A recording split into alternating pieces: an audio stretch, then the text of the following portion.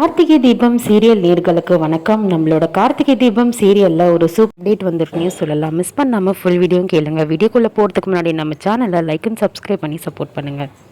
மருது பார்த்தீங்கன்னா இப்போ 2 பேர் மருது மீட் பண்ணுறதுக்கு வருவாங்க. அப்புறமேட்டு பார்த்தீங்கன்னா 2 பேர் பாஸ்ன்னு சொல்லிட்டு மருது மீட் பண்ணுவாங்க. சார் நீங்கள் தான் எங்களோட பாஸ் அப்படின்னு சொல்லிட்டு 2 பேர் போலீஸில் சிக்கிட்டீங்க. இது வரைக்கும் நான் எவ்வளோ உள்ளே நிறைய தொழில் பண்ணிகிட்ருக்கேன். ஆனால் நான் சிக்கினதே இல்லை. உங்களால் நான் சிக்கிக்கிட்டா அப்புறம் உங்களை சும்மா விட மாட்டேன் அப்படின்னு சொல்கிறாங்க. பொண்ணை ஆக்சிடெண்ட் பண்ணிவிட்டு அந்த பொண்ணு தான் சார் எங்களை மாட்டி விட்டுடுச்சு. ஆனால் நாங்கள் எப்படியோ தப்பிச்சிட்டோம். இனிமேல் நாங்கள் உஷாராக இருப்போம்.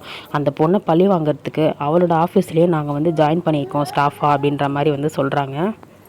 மருது பார்த்திங்கன்னா ஒரு பின்னாடி ஒரு நெட்வொர்க்கே வச்சுருக்காரு. அதாச்சும் இந்த மாதிரி பொண்ணுங்க வீடியோவெல்லாம் எடுத்துகிட்டு அதை பார்த்திங்கன்னா ஒரு காசுக்கு சேல் பண்ணி ஒரு நெட்வொர்க்கே நிறைய பசங்களை வச்சு ரன் பண்ணிவிட்டு அந்த மாதிரி ஒரு தப்பான வேலையை பண்ணிகிட்ருக்காரு.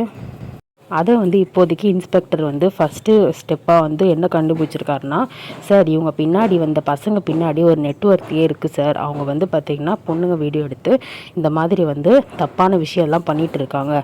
ஆனால் இன்னும் அதுக்கான சரியான அந்த பாஸ் யார் என்ற ஆதாரம்லாம் கிடைக்கல அப்படின்ற மாதிரி இன்ஸ்பெக்டர் கார்த்திகிட்ட சொல்லிகிட்ருக்காங்க. சரி, ஓகே சார், ரேவதி ஆக்சிடெண்ட் பண்ணது யாருன்னு சொல்லிட்டு சீக்கிரமாக கண்டுபிடிங்க. நீங்கள் அவங்கள கண்டுபிடிச்சிங்கன்னா கண்டிப்பாக இந்த விஷயம்லாம் மாட்டோம் அப்படின்னு சொல்லிட்டு நினைக்கிறேன். அவங்க ஆக்சிடெண்ட் பண்ணது மட்டும் இல்லை, அவங்க பின்னாடி நிறைய விஷயம் இருக்குது சார். அதுக்கு தான் நானும் ட்ரை பண்ணிகிட்டே இருக்கேன். கூடிய சீக்கிரமாக கண்டிப்பாக கண்டுபிடிச்சிடலாம் அப்படின்ற மாதிரி பேசிகிட்டு இருக்காங்க. கார்த்தியும் பார்த்திங்கன்னா ஒரு சைடு இதை பற்றி கண்டுபிடிச்சிட்ருக்காரு. யாராச்சும் நம்ம நம்பர்லேருந்து மாட்டுமா அப்படின்னு சொல்லிட்டு.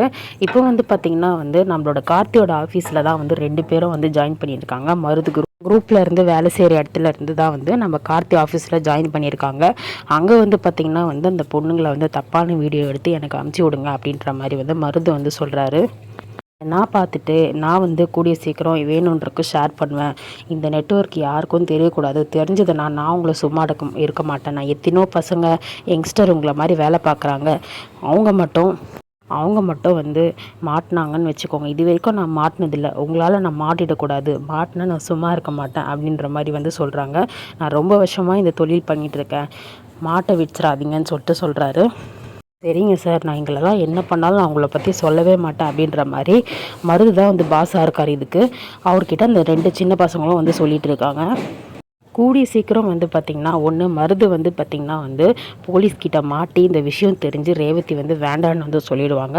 அப்படி இல்லைன்னா கல்யாணம் வரைக்கும் போய் நம்ம இதுக்கு முன்னாடி மகேஷும் மாயாவும் இருந்து இந்த மாதிரி தப்பான விஷயம் வெளியே தெரிஞ்சு எனக்கு தெரிஞ்சு கல்யாணம் வரைக்கும் தான் கொண்டு போவாங்கன்னு நினைக்கிறேன். பண்ணி பார்க்கலாம். தேங்க்யூ.